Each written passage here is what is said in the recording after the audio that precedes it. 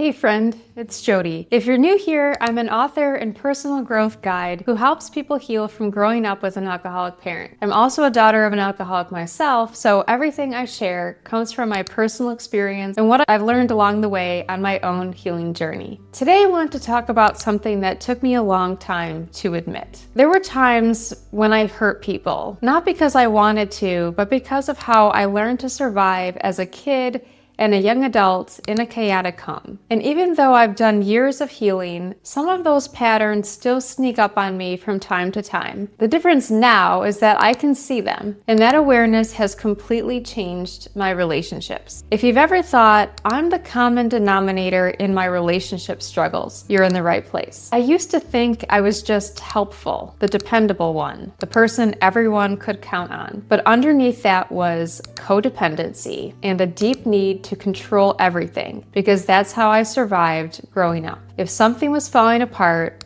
I fixed it. If someone was upset, I made it my job to calm them down. I was quick to take on responsibility for everyone else's emotions, but then I'd end up resentful about it, because no one can carry that much. I'd do everything for everyone, quietly start to feel underappreciated, and then pull away without ever saying what I actually needed. That's what codependency does. It convinces you that being needed equals being loved. But that's not love. It's fear wearing a disguise. And part of that need for control showed up in other sneaky ways. I can be rigid. If plans change at the last minute, I'm not proud of this, but I generally feel a little mad. That kind of flexibility, that go with the flow energy, never existed in my childhood or as a young adult. Everything was unpredictable. So as an adult, when something shifts unexpectedly, my body reads it as danger. I'm working on it, reminding myself that spontaneity doesn't equal chaos, but I still prefer a plan, and that's okay. When I finally got serious about healing, I realized something uncomfortable. To move forward, I needed to spend less time with some people. Not because I stopped caring about them, but because I couldn't keep replaying the same unhealthy roles. That was a really tough lesson. When you grow up in dysfunction, distance feels like betrayal, but it's actually an act of self-respect. Once I stopped rescuing everyone, I finally had time to rescue myself, and that very quiet space was where the real healing started for me. Another way my childhood showed up, I was hard to get close to.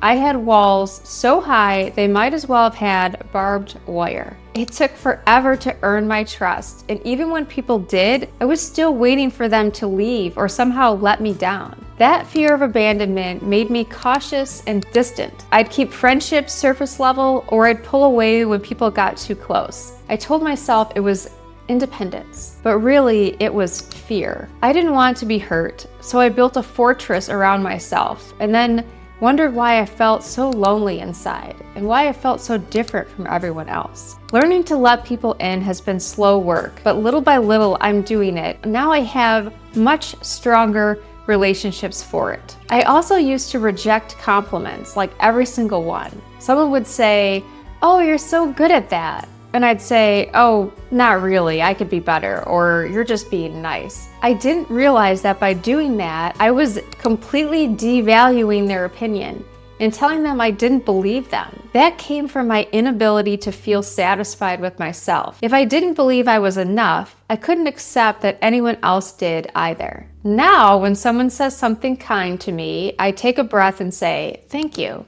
That means a lot." It still feels awkward sometimes, but I do it anyway, because I'm learning to let that love in. Here's another hard truth. I expect a lot from people. I grew up watching adults break promises and act irresponsibly, so I have a low tolerance for that kind of thing now. And while high standards can be good, they can also make me critical sometimes. Sometimes I catch myself being quick to judge and slow to forgive. I know that's my inner child, still scanning for safety, still testing whether the people in my life can be trusted. Now when I catch myself being overly critical, I pause and think, okay, assume the best of intentions and know that they're doing their best. That small shift softens everything. So yes, my ACOA-ness, as I say, still shows up sometimes. I still like a plan, I still overthink, I still have moments where I want to fix everyone, but it's different now.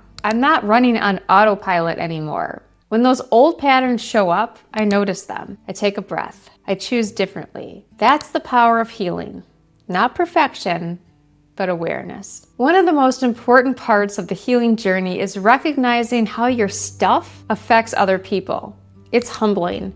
It's uncomfortable, but it's necessary. Because when you start healing, not only do you begin to shed the heavy weight of those struggles, you also start showing up as a better everything to everyone. A better friend, a better partner, a better parent, a better coworker, and most of all, a better version of you. Healing doesn't just change your inner world. It transforms how you move through the outer one. So if you're ready to start that process, grab my free healing guide, How to Start Healing as an Adult Child of an Alcoholic. It's at the link in the description of this video or at jodylamb.com. You're doing great healing work.